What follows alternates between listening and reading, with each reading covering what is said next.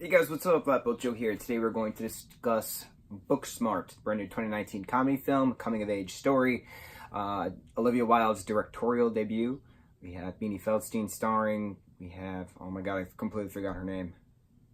The girl from Last Man Standing. What's her name? Gone. Completely gone. Mason Gooding is in this. He is Cuba Gooding Jr.'s son.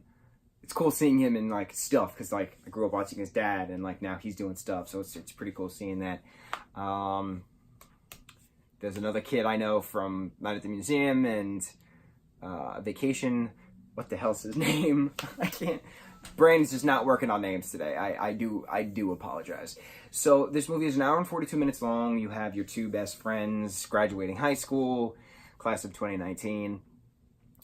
But they're valedictorian salutatorian, they never partied. So then there's a bunch of parties going on the day before graduation, the night before graduation. So they want to cram all their stuff in because all of the classmates that they have, all the party kids, also got into good schools, to good colleges while living the party life in high school. So they feel like they completely missed out when they focus so much on school and not enough on hobbies, activities, social stuff.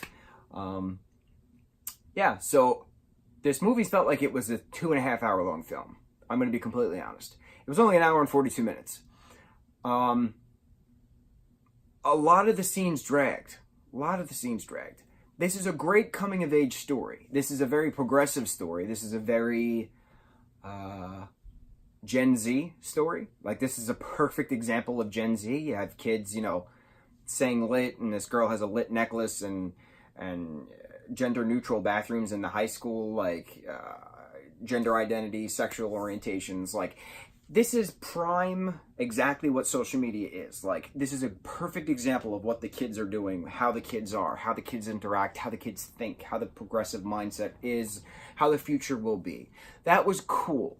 But there were certain parts of this story that were just so hard to watch because it just was dragging. I have no issue with, you know, teenagers hooking up. I have no issue with, you know, robbery and drug paraphernalia and let me play the old person card. No, because every single teen film since the dawn of teen films in what, the late 70s, we'll say that's when all of this party stuff started. It's been that. It's been drinking. It's been drugs. It's been sex, drugs, and rock and roll, right? That's just the mindset of the teen. I have no issue with that. It's just certain dialogue between certain characters was just like, oh my god, put needles in my eyes. It is just so painful to watch and hear because it was just so, it dragged on a lot. Beautifully well-rounded characters, but I would have preferred more improvisation in this kind of movie than super scripted. Like, you can tell, like, some things were definitely super scripted, and other things were like, hey, let's try this 5 different ways, and let's see what's the best.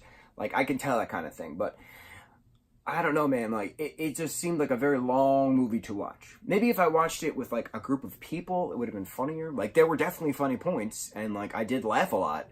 And let me tell you, Billie Lourd, that's another character, playing Gigi. I could not stop laughing anytime that girl was on the screen. She is just a prime Kappa, let's put it that way, from her Scream Queen days. And she just plays that kind of ditzy, rich girl ways perfectly. There's no getting around Billie Lourd's acting ability. She is the standout character in that whole film. Yeah, I don't know. Wasn't as amazing as I expected it to be. I actually did have high expectations for this film, but like I said, it's more geared toward the modern teenager. So maybe that's why I'm not fully as immersed, because I'm not a modern teenager. I am well in my late 20s, so it's probably why there's that 10-year gap between what the high school kid is doing versus what the late 20-year-old kid is doing. Yeah, I didn't hate it.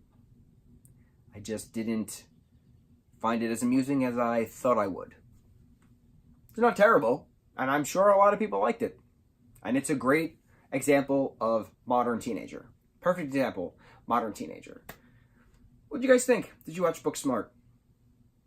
Are you as semi-meh like I am? Let's discuss it. Mucho mahalo, guys.